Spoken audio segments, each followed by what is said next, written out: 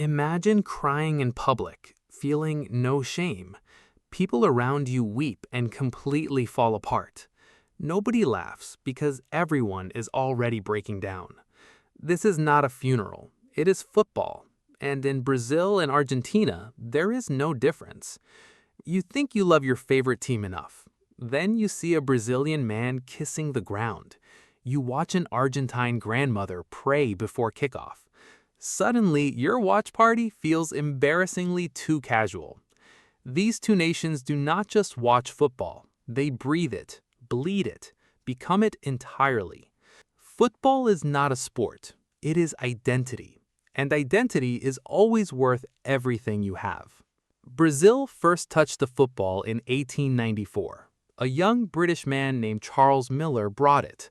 They transformed it into something Europe never understood. They called it Jogo Bonito, a beautiful game. Beautiful like pure music played only with feet. Argentina was not far behind in falling too. Poor kids played barefoot on cracked, unforgiving concrete.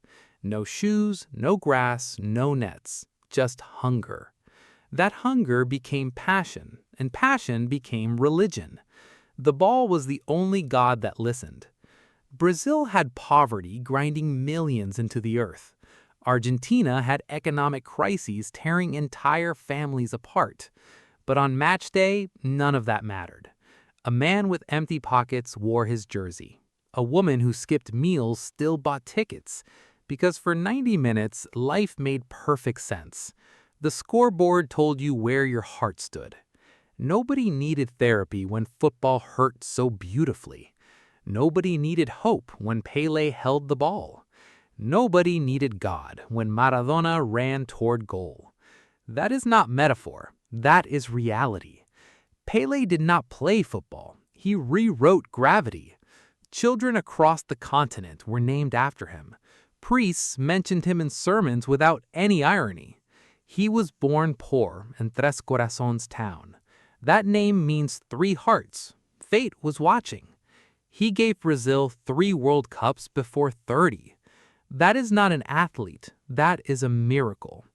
Argentina had its own miracle in Maradona's hand. The hand of God stunned the entire world.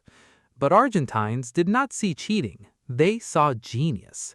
They saw a poor boy from Fiorito winning. They saw themselves, dirty, desperate, brilliant, triumphant finally. Walk into the Maracana on any match day. You will not find an audience, find worshippers. The chanting begins hours before players even arrive.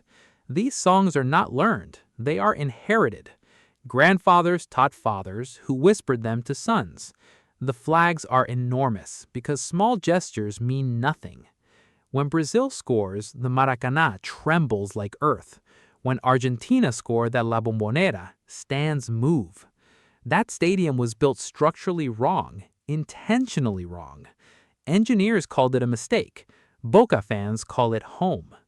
Now let's talk about the wound that never healed. July 16th, 1950, 200,000 inside. Uruguay scored the winning goal in devastating silence. That silence is known today as the Maracanazo.